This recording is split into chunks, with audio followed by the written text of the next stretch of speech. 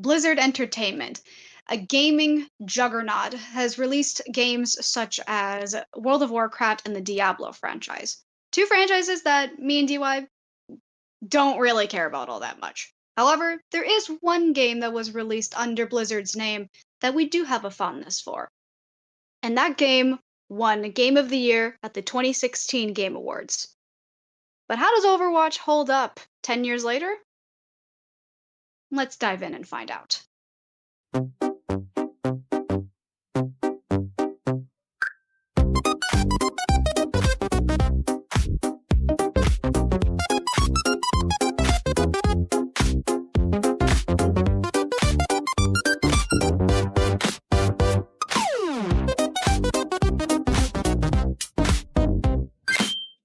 Hey everyone, and welcome to Dysfunctional with DY and Luna. My name is DY. And my name is Luna. Welcome to our lovely discussion about Overwatch. We have a love-hate relationship with this game. I think a lot of people do. I'm gonna be totally honest. This game has been through a lot of ups and downs, but it's such a massive part of both of our lives that I feel like we couldn't not discuss it. Yes. You'll also notice if you're watching the video provided by DIY, we have dressed up as our mains. Feel free to judge us in the comments. It's totally fine. It's totally chill. Let's maybe just get into like the basics on how we found this game and like how we started playing it or why we did. As I mentioned previously, this game originally came out in 2016. It was so massive. It won Game of the Year that year at the Game Awards. It was a really big deal, but I feel like the general populace kind of let it fall to the wayside in the sense that it wasn't everywhere. Like it found its core audience and then it just kind of stuck with that, Yeah. which is not necessarily a bad thing. I remember every other YouTuber at the time playing the game because you had to buy it for like 60 ish, like 40 to 60 bucks at the time. And then it just kind of like fell to the wayside for them. It's just like, oh, it's a fun little thing, and then just like never again. And that's fine because as we It was we will definitely a discuss, fad. fad for the general populace, yeah. But clearly not entirely because the game's been going around and still thriving 10 years later. But we did want to talk about how we got into this game, how we heard about it, and why it means so much to us. You've technically been playing this game longer than I have, so you can take the floor. Yeah. I started back when the game had initially came out. I had been following it from the moment it was announced, and I always thought it was an interesting concept, and then I went out and bought it for myself and played it in 2016 when it came out. And I only played it for about a year because, like Luna had said, pretty much everyone gave up on it after about a year. I stuck around with it for a little bit, but then having no one else to play with, I got kind of bored. Also, this was at a time when the Overwatch community was very, very toxic, and having nobody to play with, you would always get horrible teammates that would just yell at you for the stupidest things, and so I got fed up with that. So I ended my run there, unfortunately, but I came back when Overwatch 2 came out. So I played until midway through season 6, I want to say, right? Whenever the Hanzo Mythic came out. No, that was 7 actually. Because Orisa was season 8 and then Moira was season 9. So it was season 7. Because that was like Halloween. Essentially, I stopped playing it again because it was starting to piss me off. The community, they were all horrible. But back in season 15 when loot boxes came back, I came back again, and I've been here ever since. As for me, I was in a similar boat to do. I heard about it again through YouTubers at the time. So I remember, I think it was around the time, I think it was like a little bit before Anna's release, shortly after the game released. I kept up with it. I found content creators that I still watch today because of Overwatch, even if some of them no longer post Overwatch content anymore. but I never had the means nor the technology to play it at the time. I didn't have a really good computer and I didn't have like an Xbox or like a PlayStation at the time. So I kept up with it. I stayed with it. And then when they announced that Overwatch 2, when it was branded as such, was going free to play, I was so overjoyed because the game that I had followed for so long at that point, I was finally actually able to play on a console that was able to run it and finally get to play these characters that I watched the gameplay for so long and be like, I would be really good at this character, or I would like this play style. I played since day one Overwatch 2 back in 2022, played it day one, played it ever since, but there was definitely a point in time where I thought about quitting because I did not really know anybody else at the time starting that, in 2022. I didn't really have anybody to play with. I was doing it all solo. I would just play to a certain point in the battle pass, and then once that was done, I just didn't care even if I liked some of the other cosmetics in the battle pass.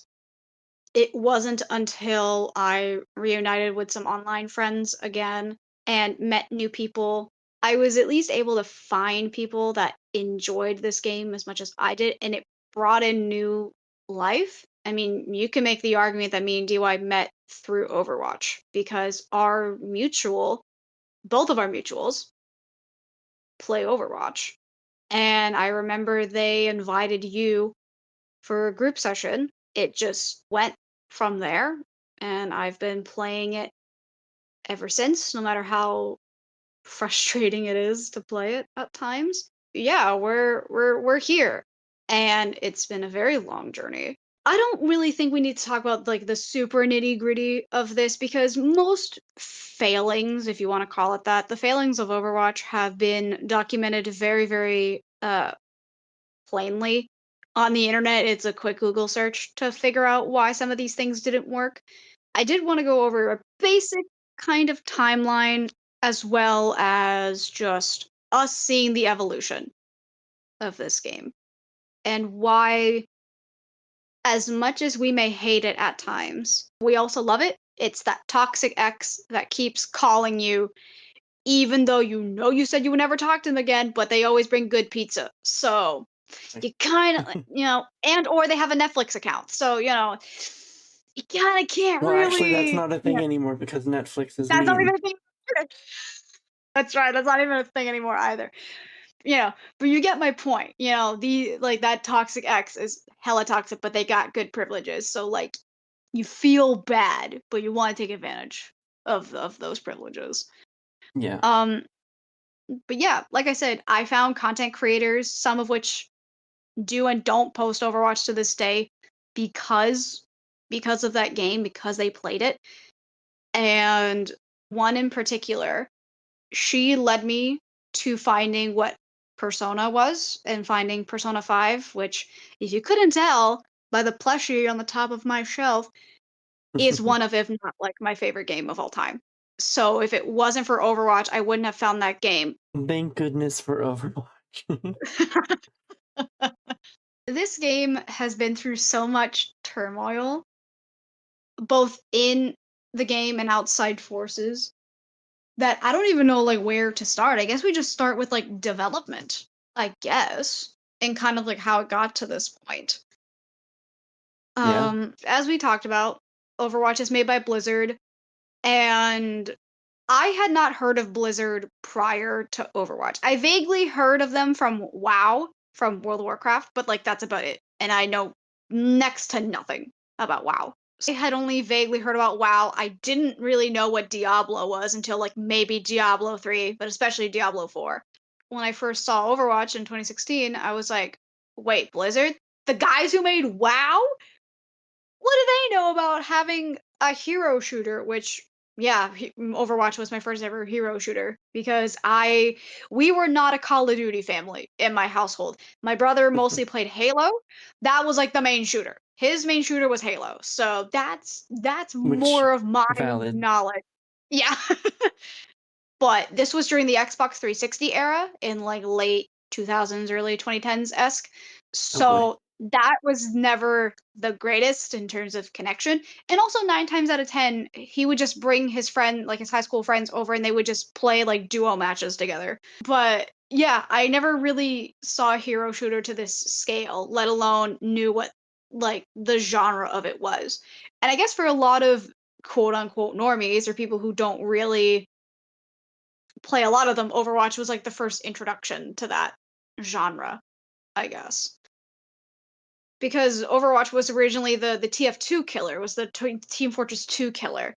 And then they kind of coexist, kinda. Like TF2 still has a very niche community and is still played today, but it has not received updates since like 2017. TF2 walked so Overwatch could run. Yeah, very, very much so. And once again, another thing that at the time I barely knew anything about. I barely knew anything about TF2. I just knew I it did play existed, and that TF2 was it. too for a little bit. Oh, did you? Okay. I had seen like the character models and stuff like that, and I've seen like memes from it at the time, but nothing in terms of like gameplay or anything like that. Because again, you play Overwatch when it was originally released. What are some of your earliest memories from that? Like you said you only played for like roughly a month or something. No, a year. You said you played A for like a year. year. A year. I'm looking at my profile and it goes up to 2018, so 2 years then. The highlight was the loot boxes, and I miss all of the different versions of the loot boxes because the designs on them were really cool. Like the Halloween one, the Christmas one, the Chinese New Year ones. Those were really well done, and I'm kind of like, I know they brought loot boxes back for this version of Overwatch, but I feel like all they're doing is putting all of the theme skins in the battle pass now, which 90% of the time is not great because what if someone can't get the battle pass and then they miss out on that skin? Mhm. Like, for example, a few of the newest characters got Halloween skins, but they were exclusive to the battle pass. The designs of the loot boxes were always so memorable, I feel like. Obviously, they had to get rid of them because some countries started cracking down on gambling, which fair because Let's go gambling. Ah, dang it. Yeah, dang it in the sense of no, that's illegal in a lot of like European countries. as Heavily. someone who has probably bought like thousands of dollars worth of loot boxes, I can say that it's probably a good thing you can't buy them anymore. Yeah. Getting stuff in the loot box is already gambling as it is, so the fact that you're paying for a skin that you potentially don't like for a character you don't play is like very likely. At least like in the early days. Um Yeah. But that's also nice I though too because if you're a brand new character, you have or a brand new player, I mean, you have absolutely no skins whatsoever because you haven't been playing the game, right?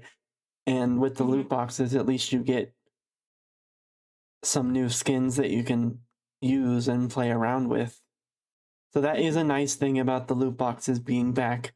Because how else would people get those skins if they weren't here, right? They would just Yeah. be lost in the ether forever.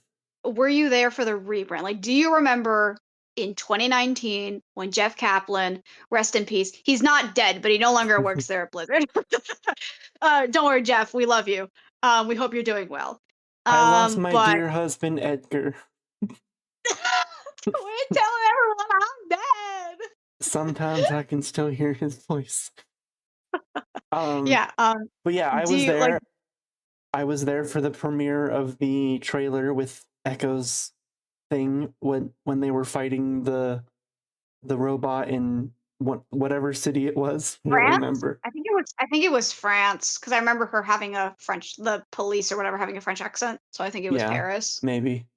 But yeah, I remember that, and then I was like, oh, Overwatch is doing a rebrand. That's weird. Because initially I thought it was like you know how games, whenever like the popularity dies, they'll make a whole brand new game and try to just, it's basically the exact same game but updated graphics and whatnot.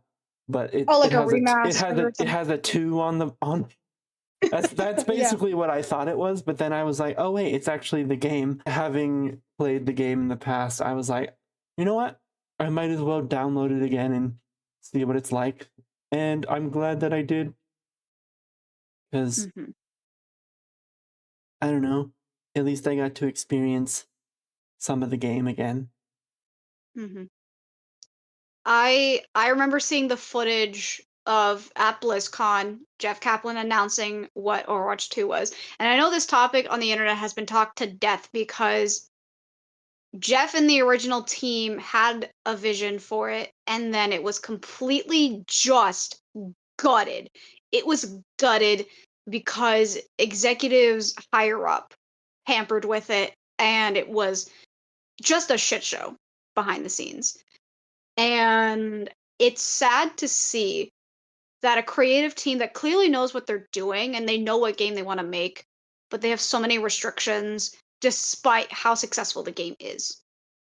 Jeff Kaplan has gone on record on a podcast of some kind. I don't remember when it was. It was like earlier this year. And he basically confirmed what we all were thinking, being like, if you don't make X amount of money by like third quarter or whatever, you get chopped, you get axed, you leave this building and you leave this company.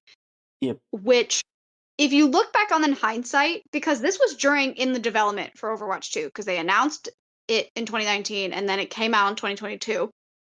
And in 2020, with the pandemic obviously being a factor in this as well. But they basically said, we're giving you bare minimum updates for Overwatch 1 so we can focus all of our resources on 2, which which is what us in the community call the drought era, the 2 years or so of drought. Yeah. And it was not fun from the footage and videos I was watching. Everyone was miserable. Fair enough. But basically Kaplan was almost on his hands and knees being like, Let us just make the game we want." Because the semblance of what was supposed to be would later be used in other facets of the game. And I honestly think that if Jeff was still working at Blizzard, maybe he had his old job back, or maybe he's like a creative director or something, and Aaron Keller, who's the current game director right now. We love you, Aaron. You're doing a good job. um, I feel like I think he would be proud of what the game. It's not his original vision because Overwatch 2 was supposed to have a massive story mode campaign thing, which we all know failed miserably. Um, Bad. it's very sad. Which everyone Uh, is very angry about.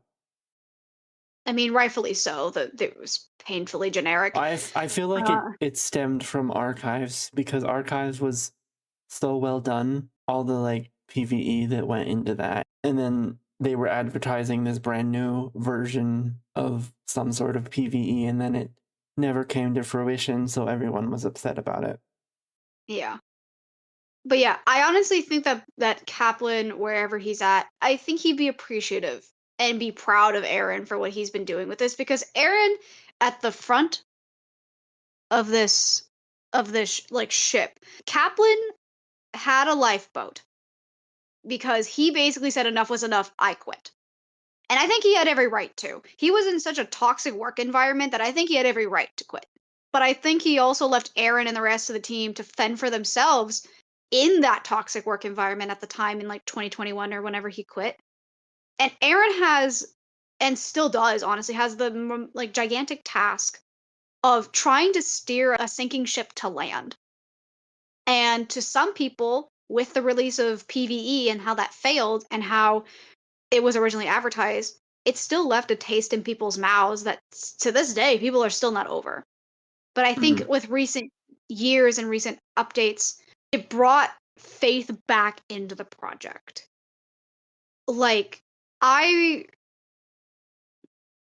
like adding perks in season 15, I believe it is, or I believe it was, that added new blood to the game to make it fresh. And they keep switching out perks, they keep changing them. So there's always something new every few months. And again, they're still releasing new heroes and new maps, and that's always fun. And then Spotlight 2026 happened. It's the 10-year anniversary. You and I, we are waiting on the edge of our seat, realizing what the fuck is going to happen. And they drop the biggest bombshell of the year. And as of right now, most of what they talked about has been paying off in strides. And that is such a momentous task because this was the one thing that people were being like, okay, you've been doing good so far. This is your point of redemption. And I think they got that redemption, at least for the majority. There are still some people that were going to be salty about it, being like, it's not Jeff Kaplan's original design. Well, he no longer works there. He hasn't worked there in 5 years. It's now Aaron's project. And this is the way Plus, Aaron wants to do it. plus the only way for things to evolve is for them to change. So even though it's not the original design, it's still made strides in the gaming community. There's still millions of people that play this game all over the world. Hmm. And I think that's what a lot of the general public forgets about. Because, yeah, there was a big point in Overwatch 2 specifically, when it was branded as such. That lifespan where it was awful to play. And once Yeah. again, I can attest to this. Playing up to a certain point and then just forgetting about it the rest of the season and just I don't know, having it be a slog and Overwatch seemingly not making improvements, but when they did, they hit it at the right someone stoked their passion, their fire. Much as I have problems with some of the exterior things and mostly cosmetic things, both in the literal and figurative sense, gameplay wise and actual like physically playing the game, no other external factors, it feels good. It feels nice. It feels as frustrating as it is, but that's just because we're sore losers. At least I am. It it feels good to play. I think the community is in a much better headspace now because now we have other shit to talk about. There's always going to be naysayers talking about the skins and all that, which don't worry, we'll talk about later. But the Yeah, I actual think we're game and planning how to it do a feels, whole like, episode about favorite skins and stuff like that. So yeah, we can talk about because some of that yeah, in there. that's a whole other topic in and of itself. Um, but I think people don't give Aaron enough credit because when that spotlight released earlier this year, I have never seen so many people hyped for this new rebrand, for their new tactics they were using. And again, I saw casual people getting interested in Overwatch again after they abandoned it in like 2017 max, maybe 2018, depending on I how can early. I can even attest to this because recently I met someone in the game that started playing because they were interested in a certain character and their lore and stuff. So you know it's a good thing because if even just a simple character can get you into a game, then I feel like that's worth so much. Hmm. I can even attest to this too. When a different character was released, I fucking cried because I felt represented in that character, in their backstory and where they come from. I had never felt so relieved in being like, my background feels represented in that. And again, I can attest to this. You shush. I was emotional that day. um, like lore wise. And and for a game that so prides itself on its diverse cast. I think that's another thing that got me into the game because the cast always had so many different walks of life from different countries that I always Mhm, found it was interesting because not a lot of games put different lore and different countries in their games. It's always mhm, pretty much just 90% of the time they're all from the same place or something. mhm. It's gotten better over the years. I know Valorant has a lot of backstory for their characters, and they have, like, specific interactions from their place of origin, and that's great. Yeah. But Overwatch was really the first that kind of pioneered that because, again, I know TF2 also did it. TF2, I know each of their characters have their own backstory and whatever, but you have to actively seek that out. If you didn't know anything about where these characters and where they came from, the game didn't really tell you. I mean, to Yeah. be fair, in the early years, Overwatch didn't either. You had to, pay Well, closer attention to the some of them you details. can tell because of the voice actor and the accent that they have. Well, yeah, I guess. But sometimes, But but some games just ended like that. Some games was like, oh, this character's Scottish, and that's it. You just yeah. can tell by the accent and nothing else. But with Overwatch, with their Scottish character, he's got so much personality. He's one of my favorites in terms of personality. Like, he's just a joy to like have him interact with the cast. It's so fun. If Overwatch characters were real life, I feel like he would be an awesome friend to have. And that's another thing too, the voice cast. Say what you will about some of the other shit that happens, the voice cast is phenomenal. And in recent years they've been finding some new actors that don't have much work and putting themselves out there with these characters. That's awesome. I look, and we did this in the date everything video in the date everything episode, but like we love Matt Mercer. And Matt Mercer is in this game. He plays a cowboy with a metal arm. We love him. But you can't have Matt Mercer or a person like Matt Mercer voice everybody. We gotta have some new fresh people. We gotta have some new fresh blood. Give other new up and coming actors a new chance to spread their wings and put their work out there. And they've been Yeah. doing that with some of their more recent characters. And I love that. I would have never known some of these actors had they not been in this game and not have me actively look out for new projects that they're in because I liked them here. Hmm. Hazard's voice actor, that Scottish character I talked about, Connor McLeod, fucking love him. I've seen clips of him in his streams and he's fucking hilarious. He's the best. Like, we love you, Connor. You're doing great. Juno's voice actor is Haru in Persona 5. You also have Jennifer Hale, who plays Ash. You probably know her as, again, Everything Under the Sun, but also she voices Thorn in Scooby Doo The Witch's Ghost. The Hex Girls. A lot of people's bi awakening, I can tell you that right now. I love the fact that it's such a diverse cast. And even diverse with even their own identity. You I think know, everyone except for Keith Silverstein, which is Torb's voice actor, is Mhm. actually from the country that their character is from. Mhm. Or it's disguised enough that it's just like Sojourn's voice actress. I don't know if she's actually Canadian, but to most people, Americans and Canadians sound exactly the same, with maybe a handful of differences, so that you can kind of work with that. But Keith Silverstein, Forbes voice actor, you probably know him as Shen in League of Legends. He's also the voice of the clown guy. I do Hisoka. He voices Hisoka in Hunter x Hunter. So you've heard his voice before. Or in some cases, it voices Hawkmoth in Miraculous Ladybug. So there's also that. Again, another actor that is everywhere, and we love him. Yeah. um, but not even just the identities of their country of origin, but also other aspects of their identity. Overwatch also prides itself on its LGBTQ characters, which again, I feel like at the time of its release wasn't as common. Nowadays, obviously, it's more accepting and you see a lot more characters like that, but I think of its release. Like, everyone was flipping out the fact when Tracer was announced she was a lesbian. The poster child of your game is a lesbian? People were up in arms. They're like, How what do you horrible. mean? How horrible. What I know.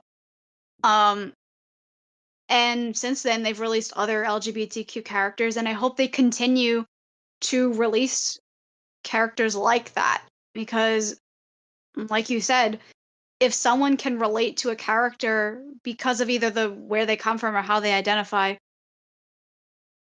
then that's just another positive for me, Yeah. like in Yeah. my book. Even if you want to retroactively be like, this character is actually bisexual the whole time.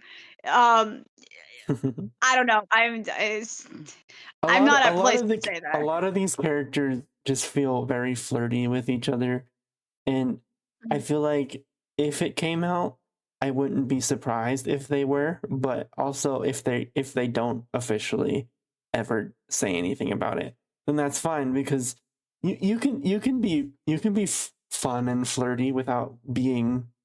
That just makes you a normal human being, and any man that's turned off or weirded out by that should just shut up. Or woman, I Yeah, guess. yeah. Every single time we come across a player, which surprisingly has not happened often, considering most of this fan base is at the very least ally or LGBTQ themselves. But we every so often you get somebody who's being homophobic and they're playing soldier, and we look at each other and we're like, "Babe, do you know who you're playing right now? Do you not understand the backstory of the character you're currently playing right now?" I have said this multiple times to Luna that Mhm. Overwatch, whenever Pride Month comes around, they just need to give every canonically LGBTQ character a skin with their pride flag and then force the people to wear those skins. So far they've kept that. They started celebrating Pride, I believe, last year or the year prior, and they have been releasing skins for those characters that have those identities, and I think that's really important. Even if it's just a simple recolor, I think it's still important. Because Yeah, yeah, you look at Soldier 76 and you would not immediately think that's a gay man. But also, just because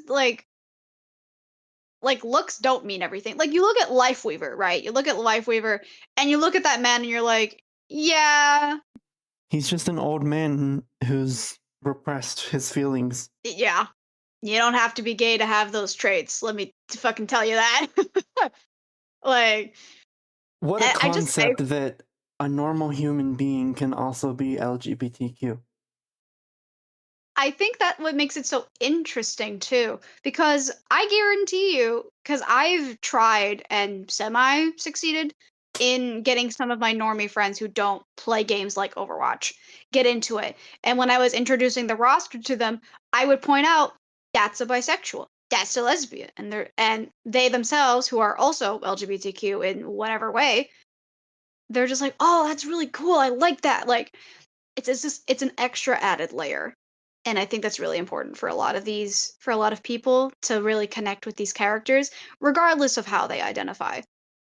Which, by the way, yes, you can identify with a character even if you don't necessarily relate to how they identify themselves. You can relate to a character even if you're not from a country of origin or sexual orientation. That is not a one to one. Like, I hope that goes without saying. You can relate to characters that are the same to you and also different in ways Yeah, to you. yeah. And if you're against that, then why are you playing this game? Uninstall. Yeah. What was it like for you transition wise in terms of like how did you feel for Overwatch 1 to 2? Like when you played both of them like in comparison. The main thing with the rebrand the first time was the switch from 6v6 to 5v5. That was so controversial for a lot of people, but considering I had never played the original 6v6 format at the time before they start bringing it back and then it became a core game mode, I knew the reasons why they did it, and there are still people that debate about it to this day. I feel like And there's back in the day, it wasn't as noticeable that it was harder to play with two tanks. I'm gonna say it wasn't balanced back then, but it felt balanced in a way. But now with the Mhm. comparison of the 5v5 versus 6v6, you can definitely feel the difference. Yeah. But also, neither of us are tank players. We're both support players. And from the footage I've seen from back in the day, you basically were heal botting most of the time during those days. But now with 5v5, supports have more opportunities to make plays that isn't just heal botting, Yeah. which I think is really, really nice. But also, a lot of tanks lost a lot of their identity because, they had many sub rules that were kind of like unofficial. Diva, for example, she was an off tank. Her main goal was to go in the back line and kill your supports or kill your squishies, like a Widow or a Tracer, or hell, even a Mercy at times. And meanwhile, the other tank would be actually on the front line tanking all the actual damage, you know? You kind of lose that when you're in 5v5 because now a character that maybe wasn't designed that way now has to fill that role in the way they weren't supposed to. And at times it feels kind of odd. I feel like with the adjustment they've been able to balance it a lot better. And again, with 6v6, everyone has their cake and eat it too, even if there's people that complain about it. But like if you don't like 5v5, you can just go play 6v6. I just Yeah. wish that 6v6 had the same level of attention as 5v5 did or does, you know. I wish they had this like if you're going to have both and juggle both, give both of them the same level of attention. But you're never gonna make everybody happy. I think we talked about this before, and if not, I'm saying it here. You can never make gamers happy. There's always gonna be something that gamers are gonna hate and complain about, no matter Yeah. what it is.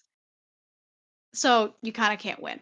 Let's quickly switch gears. Let's go with actual characters in terms of like their play style. Obviously, again, courtesy of DY, we are dressed as our support mains and our mains for basically most like if given the flex role, this would be the thing we would pick. We might as well tell the story as to why we picked these characters and why we main them. Back in OG Overwatch, so 2016, I played Soldier 76 90% of the time. I don't think I Mhm, ever touched support, if I'm being honest, back then. Because mhm. back then, like Luna said, support was just being a heal bot. And I never found that interesting because, well, that and also the community back then was awful to supports. They still Yeah, are, but they still kind of are, depending on what circles you're in. But yeah, I don't think I was in the headspace that I was bisexual back then, but I feel like there's implications about me playing him. like backwards implications of like, wait, that explains a lot. He wasn't even confirmed to be that back then either. No, he was confirmed like way later in the like before Overwatch 2, like the rebrand, but I don't Yeah, remember when they released his it was like in a comic or something. I don't remember what year it was released, but it was like much later that they like retroactively was like, "Ah, nah." January 7th, 2019. 2019. Okay. That's later and also earlier than I thought it was. I thought that was like way like near the end, but no. Yeah. Earlier and later than I thought. Okay. But that being said, when I got to Overwatch 2, I and well, I instantly fell in love with Kiriko because one, I feel like she's fun to play if you know how to play her. And that Mhm. also because she was one of the characters that's not a heal bot. And I feel like that Mhm. because she can be DPS and support at the same time. She can throw her kunais and kill people if need be, but also she can jump around and heal people and teleport. And I think that's what made me enjoy a support role. Mhm. Only recently I really got back into playing DPS, Mhm. but I feel like that's also because I have friends that I play with, and with Luna also being a support, we can queue for both roles, and I know at least I have one reliable support main. Yeah. Yeah, Which yeah, many feels times. terrible to say, but sometimes it's true. Nah, sometimes it's true. Sometimes it's true. And when we're both queued up for DPS, which has been happening more recently, sometimes we're just like, "Oh, please let our healers be good." As healers ourselves or like as supports ourselves, like, "Please, please be good." That's all Yeah. we ask. Like, make sure you support us and the fact that we may or may not do good as supports. Um, you might as well go through all of your mains for each role. So if Kiri's like your main support, what is like your other two like top three supports and then top three DPS and like top three tanks? Yeah. Whenever Next we would actively be decide. next is Juno, which also is a movement character, which makes sense because, like I said, I enjoyed Kiriko for that reason. Juno has her jump boots, which help her move around a lot easier and you can get places quicker. So I think Mhm. that's the reason I enjoyed her a lot. And then my third support is Alari. Some for some reason, which I only typically play her during defense maps, which is probably what she's best for anyway, because you can just hide the pylon in the line of sight of your team and just fuck off basically. Yeah. As long as the other team doesn't find your pylon, which it depends where you put it. I also like the fact that she's basically 50-50 DPS because you can do pretty good damage with her ultimate and her kit, so I don't know. I know people are gonna hate me for this because my main support is Moira, and I know what you're thinking. Why the fuck would you do this? When I played day one of Overwatch 1 or Overwatch 2, sorry. First of all, when she was revealed in like 2017, some around that time, I thought the concept of this was really cool because I had not seen it in any game prior. And I know this concept has been used already, but this was the first time I had seen it. So I was already intrigued by that. And when Overwatch 2, when it came out in 2022, people forget that heroes in the gallery were locked. You had to play so and so many games to gradually unlock the rest of the cast. And Moira was one of the few you could play day one. So I was like, I guess by association, I got to do this. And it just kind of stuck. I think once again, she's a kind of character that's very mobile, obviously, but she has a lot of shortcomings. She has a lot of kill potential, and a lot of people complain about DPS Moras, as do I, because that is not her main thing. Like, yes, she needs to do damage to heal her team. Like, that's like her main gimmick. But I'm not actively going in the back lines to try to get like a four or like kill the whole team. And I know she doesn't do much for the rest of her team. Like, yeah, she can heal and she has her orbs, and I guess her ultimate can also heal and damage enemy, like heal people and damage. But like, she doesn't have other utility. My second DPS would be Zenyatta, which is such a hard contrast of basically having a character that you don't need to aim for 50% of the time to a character that you absolutely need pinpoint precision. I've always made the excuse, because at this point it's been an excuse, of I can't aim well because I'm on console and I'm not going to get good positioning or whatever because I'm on console. That's clearly, as I've been playing more DPS especially, is not the case. When she locks in, she does really well. Yeah. I feel like again, he has a lot of shortcomings. He doesn't have a lot of mobility. He's very slow, but his ultimate is really good. And once again, his Discord orb is very good. And if you can coordinate team fights with that Discord, he can be genuinely terrifying. It's so funny to have the dichotomy of supposedly one of the easiest supports to play and then have one of the hardest supports to play being my top two supports is really funny. My third support recently came up as also Juno. Once again, I like her movement. She has a lot of utility. Um, Other than the fact that I'm playing a character whose actress is a part of one of my favorite games of all time, other than that, I just really like her personality. Juno's such a sweet, innocent, harmless, could not hurt a fly if she tried character. I have And no I would make idea what is going on. You mean a chicken fried this rice? It is very cute. It is very fun, and the actress does such a good job. Um, it went. It keeps going back and forth for support as Juno and Mercy. Mercy for the longest time was my third played, but once again, that was because when Overwatch 2 came out, limited roster, Mercy was one of them. And I did fall in love with the movement. That's one of the main reasons why a lot of people like Mercy's kit is her movement.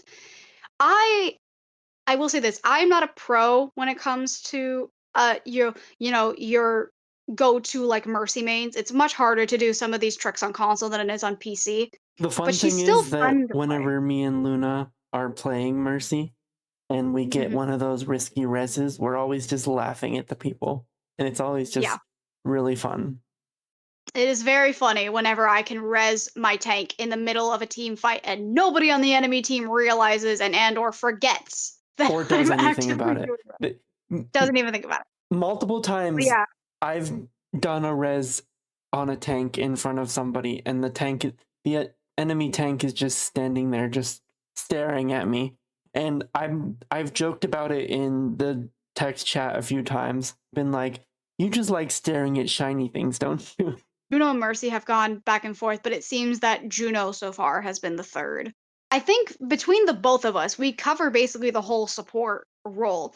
The heroes that I'm not super good at, you are, and vice versa. Like I'm pretty decent when it comes to Mizuki and Ana. Um, but you're better with like Alari and Baptiste. We Yeah. can play 90% of the supports fairly well, Hmm. and we don't just always stick to the top three. We will just randomly choose one of the other supports at any given time. The only two that I feel like I'm not that competent with is Lucio and Brig, but that's just because I don't want to be a DPS and just go in and smash people with a mace and then also ride around like a maniac. That's the same thing with me. I don't particularly like Brig's kit. I think if she's utilized well, she's really good, but I just can't wrap my head around it. And then again, when I'm on console, it's harder to wall ride and do these like crazy tricks that people have been able to do. It's harder to do it on console. Next, a DPS. You have the floor. My top three DPS is Emre, Mhm. which another shooty man. I feel like I like him a lot because he's basically a Call of Duty hero. I played a I, lot of I Call of Duty growing up. I've seen a lot of people say he's more Halo based than COD, Well, like upon his release. I think Yeah. just with it's the gun and the pistol and the grenade. Hmm. So a lot of similarities between the two games, I guess. He's kind of similar, I guess, to Soldier, which because he can do he speeds up whenever he has his siphon, which I like a lot. And then also you can shoot someone and then hit them with a grenade and it ends them. It's the movement thing again, right? I like Hmm. characters that have good movement, I guess. And then second is Soldier, which once again, I like the movement ability, and he's just always been my go-to, I guess, with He's how like the I de facto. Yeah. yeah, He's how I he's explained the earlier as well. Not saying that I don't trust the supports, but I do like the because sometimes they're busy with either the tank or the other DPS. So it's nice to have the self healing that you can also kind of run in and be a support DPS as well. My third one is Cassidy, which is interesting because I don't play him that often. But I mean, hey, it's better than nothing because it was Genji. Only because of mischief and magic. That's the only reason why. one of my characters is in a similar vein. My DPS top 3. Number 1 is Ash, which is the most surprising to me because I again, as console, it is much harder to aim with a sniper than PC is because it's not always super accurate. Um but I found out that I really liked Ash's gameplay was because I was it last year?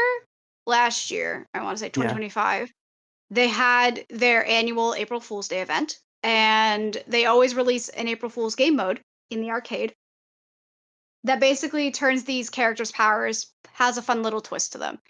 And Ash's for that year was her robot butler Bob. When she sends it out using her ultimate, the way that it's supposed to work in regular gameplay is she sends him out and Bob will run in the direction you point and he will stop running whenever he collides with a wall or he finds an enemy and throws him up in the air, but he basically stands in place and will basically auto aim and shoot down whoever's in his line of sight. In the April Fool's event, he just kept running. He just kept running, throw someone up, run to another direction, throw somebody up, run in another direction, throw somebody up. He basically did that for his entire duration instead of staying still. And I found that so funny. Just found that so funny because that's the equivalent of ooh piece of candy, ooh piece of candy. That is the exact energy of that. And I was mostly getting kills with it because it was fun. And then once I actually started like using her gun and actually like getting good with her aim, DY would continuously tell me, "No, you're actually good with her." And I was like, "No, Bob's doing all the work." And he's like, "No, no, you're good. You just don't want to admit it to yourself that you actually have good I was aim." literally just about to be like, she will deny it, but she's actually very good at Ash. Since I've been playing more and more DPS, oh, since that, I've grown more comfortable. And yes, I will admit, I'm not the best Ash. I'm not the best. You're not gonna expect me in high level play, but even just the year of playing her, even if it was more sporadic at first and then it's been more consistent in recent months, I can see the improvement. I love my dynamite perk. It is so useful on console. Thank you, Blizzard, for introducing that. Never take it away, please. I need it. Now they're gonna get rid of it. Please don't. Please, The single please person don't. said that they like it. Let's get rid of it. So the fact that my DPS main and my go-to DPS needs like her main thing is aiming and making sure her dynamite is in the vicinity of people so that you can do more damage is just really funny to me. In second place is Sombra. And once again, before anyone says anything, this is in the similar vein of Genji with DY, where when I was playing with my old group of friends, one a thing me and my duo would do was a change that Sombra had previously was she could stay invisible for like eternity essentially until you make yourself visible again. And a lot of times what we would do to um waste time while we were waiting for cues was go into deathmatch, play Sombra, and basically play hide and go seek essentially. I still find her very fun, but I don't utilize her very often. She's a I rage mostly character use nowadays. She's a rage character. She's a character that if I get frustrated and I have no one else to play because I don't think I can confidently play most of the DPS roster, she's the one that I'm like, "All right, I'm gonna fuck this wrecking ball up. Let's go." I'm gonna be a Basically, torment whenever in the the team is being way too oppressive or we need to cap a point, that's when she pulls the Sombra out Mhm. because it I would makes it easier that way. in third place, which was Genji once again because of Mischief and Magic, and thank Christ because I cannot play Genji to save my life. Third is Emre. Once again, in the same vein of DY. Sometimes you just need a standard, like, Call of Duty shooter kind of character. Because sometimes Ash isn't the greatest when it comes to up close. Because if I'm having a Tracer or somebody in my backline, it is much easier to deal with her with an Emre rather than an Ash if I don't pick up on it really quickly. So Well, that having a and she's closer labeled as a range character sniper. works. Yes. Yeah. She is. Ash is labeled a sniper. But yeah, if she's up close, she's not the greatest in terms of combat, especially because with Ash, you have to manually reload your bullets, which she's the only character to do that. So if I'm low on my bullets and a tracer is coming up to me, like I have to frantically reload and it's not a fun time. So having somebody like Emre in the back pocket of like, okay, this is clearly not working. I need to do more up close damage. He's the go-to. Luna had said that she doesn't really think that she can play the DPS very well, but I feel like I have a kind of better grasp on it. At least 90% of them I can play competently if I need to. Mhm. Last category here is tank, a role that we do not play a whole lot, but you play more than I do. My number one tank is apparently Sigma. I feel like Sigma and Ramatra are tied, but Mhm. everyone else always says that my Sigma is better, but It is. You play Sigma more often, so I see that gameplay more, and I do agree. I enjoy his because he can throw his shield out as far as he wants to. His weapon is just little balls that you throw at people, which I think is really funny. And then also the rock The is a rock, the good rock that gets deter. lunged at you. It's a good deterrer if someone's all up in your face. Especially Mhm. it's especially a good stopper if your supports or your DPS are being hounded. You can just throw the rock at them and they'll be like, stop. I also like his ultimate because he just grabs a bunch of people and throws them up in the air and then throws them back down. Then my next is Ramatra, like I stated. He has two forms. In his first form, he has a staff, which he shoots at people. And then he also Mhm. has a second form where he goes into one punch man mode and he just punches people. Yeah. His very, um, punchy boy arms, yeah. yeah. And his ultimate is grape flavored, and that's all you need to know. It's But he basically the has inverse of yeah, he has it's the life inverse steal of Zenyatta. basically. Yeah. Yeah, that's, like, a good way of putting it. It's not, like, anti-healed or anything, but it's just a ring of like, energy around him, and if he walks towards you long enough, he'll just kill you by his aura. Just He aura farm. is it's the opposite of Zenyatta, which I'm actually he really is a cult happy leader basically. So he that's not was. He's a ninety former percent cult of leader. 90% of the time cult leaders just aura farm. I do like that his ultimate is a direct opposite to Zenyatta, who was his mentor in the Shambhala monastery. I like the fact that there's the inverse of that already. Yeah, Because Zenyatta's ult is a ring of an aura of healing that if you're in the vicinity, you get healed. Ramadra's is the opposite. If you're in that ring, you get damaged until you die. yeah. So I like that there's that story contrast. I really like that. It's a good storytelling. Ramatra just was like, you know what? I'm going to copy him, but instead make it lifesteal. Yeah. Um, and then my next is, I guess, Diva, technically, because I'm not saying she's. I feel like Luna, because Luna's is also Diva, but Mhm. I feel like she's one of the easier tanks to play Y Mhm. because she has her big shield that she can just use pretty infinitely, and then guns, and then movement ability. You pretty much just have everything that all like she's kind of without being support, she's kind of DPS and tank at the same time because you can Mhm. run away if you need to, but you can also just sit there and shoot people, which I like with her. But also, I played Overwatch Classic whenever the anniversary event was out, and I played Reinhardt a lot. And I was like, I kind of feel like I would be a Reinhardt main back then if I had played Reinhardt.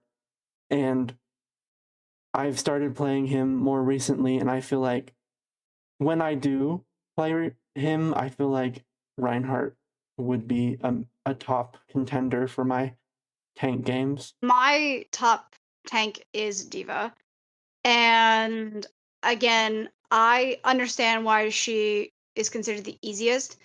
I remember seeing her gameplay back when the game launched, and she was the tank that stuck out to me because I like the fact that she has mobility. I like that she has infinite ammo, so I never have to worry about that shit. And she's just like I'm looking at characters like Roadhog, for example, where you basically center around your hook. When your hook is on cooldown, you basically can't fucking do anything. Basically. And I don't like that. I don't like having a character's kit center around one specific thing. Yeah. I don't know, she just feels the best to play. And I figured this out that she would probably be my tank main, other than prior knowledge, was I was in a Mystery Heroes lobby a few years ago, and I was tasked on Diva as my first character that got picked. And I got a 4 stack kill, or I got a 4-person kill. And immediately I was like, yep, that's my tank main now. That solidifies it, and it has stuck ever since. Next is Orisa, which we by we I mean DY and our friend group, we just call her the horse because that's just what she is. She's we love our raid boss horse. Um I do not play tank. Like Diva is like a pretty decent level, I'd say, in comparison to the rest of my roster that I play. Um but I will like pick her kind of no matter what. Like that's the go-to because that's the one I know how to do best. Orisa and Ramatra, who is my third most played tank, they're kind of like I only play them because I have nothing else to work with. Whenever someone picks a Zarya, because everyone always picks a Zarya because they know that's my counter, I just go ahead and play the horse or I play Ramatra because that's the ones I can like kind of like smash buttons enough that it kind of works. Similar to Sombra, Ramatra, she's the she Orisa and Ramatra are the rage tanks that she plays. yeah, or like the last ditch effort ones, yeah. But yeah, I will pick Diva amongst everything else on the tank whenever I do decide to play it, which is not very often. I like to be able to play more tanks, and with new tanks that have released and soon to be released, like Domina, for example, she's probably a lot of people didn't like how she's like standing based around her shield and then she'll move and then place her shield again. But you can make an argument that's Sigma and to some extent Reinhardt as well. Yeah, So I would feel like if I played tank more often than not, Domina probably would be up there too. Just because well, again, that I like Domina's just really fun too. yeah, she's probably the my favorite of the poke tanks for sure. That being said, I feel like tank is the only one I'm not confident about doing. Like I Hmm. said with the previous two roles, damage and support, I feel like I can competently play at least 90% of them. But I feel like Hmm. tank is just going to be those four, plus maybe Domina. Luna and I were doing a challenge actually recently where we play every hero until we win. Yeah, So, until we win. That was the only criteria. I found this challenge because of a content creator. I do not remember her name, but I would like to shout her out. But she basically did it where every video was a whole role. So she did all the supports in one video. She did all the DPS and tanks in their own separate ones. And I thought that was pretty interesting because that was a way for us to not only play other characters, but also maybe find characters that we would have never touched had we not at least tried them. And I thought that was really interesting. And it was actually really fun, all things considered. But within this challenge, I have refused to play the tank one because there's tanks that I know I'm going to be bad at and I'm going to be flamed for. Because 9 times out of 10, quick play feels like competitive, and I can't even play a character I've never played before to try them out. I learned very easily that some of the tanks just aren't for me. Like, for example, Roadhog. I've watched videos on how to do it, I've tried to learn it, but I cannot grasp the hook grab and then like the insta kill. Like, I cannot Mhm. figure out how to do it for the life of me. No, it's the same thing. I've looked at gameplay and I'm like, you hook, which there are two different types of hooks. So you hook, pull, you shoot, and then you can melee. But is it like animation canceling or something? I also wouldn't know. And I'm very scared to do that. Especially being a woman, like a cisgendered woman. If I ever had the chance, which I never do, thankfully, but if I ever had the chance and was forced to speak in that game chat, um, it I would get flamed worse than I probably already would had Mm-hmm. it not be left for like other like gameplay external factors. Like it is very like despite Overwatch having a massive cast as well as a lot more LGBTQ and just femme presenting people, not just women, but others in that category, if you want to call it that, more than ever, that I'm just like, I need to keep my mouth shut. I Yeah. because I have a distinct memory of when I was playing solo. I remember one quick play match where I don't remember which support I was originally on, but I didn't have a microphone, but I did have speakers on at the time, and my teammates were like, "Hey, this isn't working. Maybe you should go play Lucio." And I, being a team player, decided to do that even though I had not played much Lucio prior. We lost that match, and I practically got flamed for it, even though they were the one that suggested I switch. Yeah. And that basically left such a bad taste in my mouth. If I had the ability to speak, if I actually had a microphone at the time, I would just get flamed more. If I like said something and be like, "Well, you told me to switch and that was a bad idea. I decided to be a team player. Sorry, my bad. I'm not good at the character." I would have got flamed so hard for it. Mhm. And that's not great. It's That's gotten the better. unfortunality of being a woman in gaming. But it has gotten better. Yeah, but then in other aspects, it's gotten worse. Amount of rampant misogyny is fucking insane to me. Well, that Um, that and just the stereotype that women can only play the supports. yeah. Like, there's been a couple of times where people have flamed you, because again, we're never in team chat. We're always in our own like group chat, in the game. But anytime I see people flaming you because you're playing Mercy or something like that, that I'm like, would they have that same reaction if they knew you are a male or you identify as male? Like, would they have the Yeah. same reaction?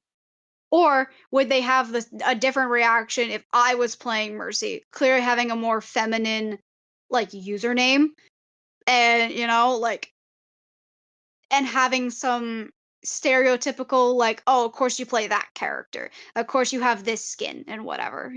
Again, we want to say this. You don't have to be a certain thing or identify as a certain thing to play a character. That's not a requirement. You can be the manliest man in the world and you can play Mercy. That's totally fine. No one's going to judge you. No one's going to call you anything. It's just don't At least listen we to those won't. people. We won't call you anything. Yes. We'll just say Yeah. slay and be like, cool, you got this. Yeah. A good example of this actually, a former Owl player for Overwatch League, one that was still around, Apply, who is currently a Twitch streamer. I think he always was, but since transitioning from a pro player to doing this, still plays Overwatch, still really high ranked, still doing well for himself. He had a whole series where he tried to learn Mercy and get her to Grandmaster. He made up a whole persona of this girl, playing Mercy. And let me tell you, every single time anybody was like, "Apply, why are you playing Mercy?" They're like, "Does that mean something?" And he's like, "Dude, just go with the role play. You're ruining the moment. Let me slay." And I love that. And that, to my knowledge, applies in a straight relationship. I don't know if that necessarily means he's only, but he's with a woman. So the fact that he's just like, I'm gonna be playing on my playlist, I'm gonna be playing things like Lady Gaga. I'm gonna be playing like Ariana Grande and other like girls in that like realm, and going ahead and being the slayest of slays all mercies while also being like, again, he's not like dressing up or anything. He's not putting on makeup. He wasn't even in the voice chat. He was just typing what he was saying to his teammates. And again, he was just in it because he wanted to create basically an alter ego or like a persona.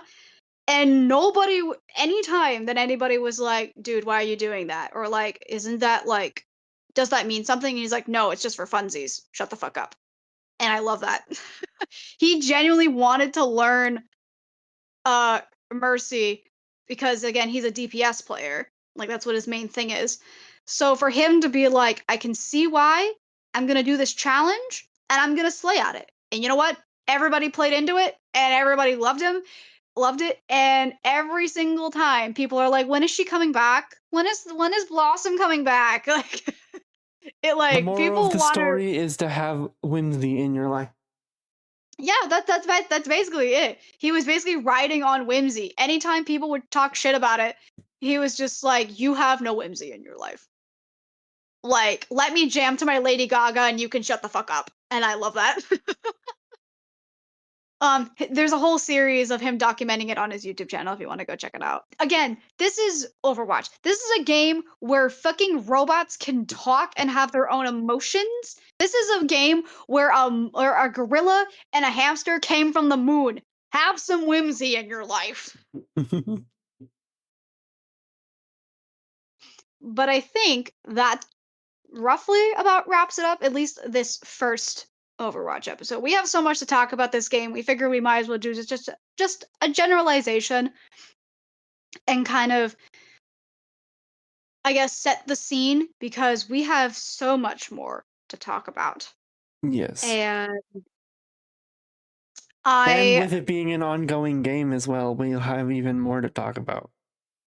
yeah, the as of recording this, the new season dropped a little, almost a week ago, couple days ago. So Season we'll 3. definitely make some season 3. Yeah, they rebranded to season 3. It's really episode like season 23. I don't know. It's confusing. Don't worry about it. We will we'll probably do something for our first impressions of the season. We'll probably do something for mid-season, all that jazz. And we're always going to find, we got a new character that was released. We got a new map that I really like. I actually really like the new map. Yes. But we'll have so much to talk about. If this game continues to keep going, we're gonna continue to talk about it. The goods, the bads, the highs, and the lows, and the what the fuck are we doing here, Blizzard? We'll have no shortage of stuff to talk about. Yeah. Thank you everyone for listening and or watching. All of our socials, if you wish to follow us on other social media platforms, they're linked everywheres. Um, Feel free to, do all the things, comment, like, subscribe, all that jazz. And Let we us will know your see favorite you. Overwatch heroes and your mains. We would love to know. Yeah. Give us your backstory. I hope you enjoyed our little discussion about Overwatch. As we said, there will be a lot more to discuss as the time continues with Overwatch. But until next time, this has been Dysfunctional.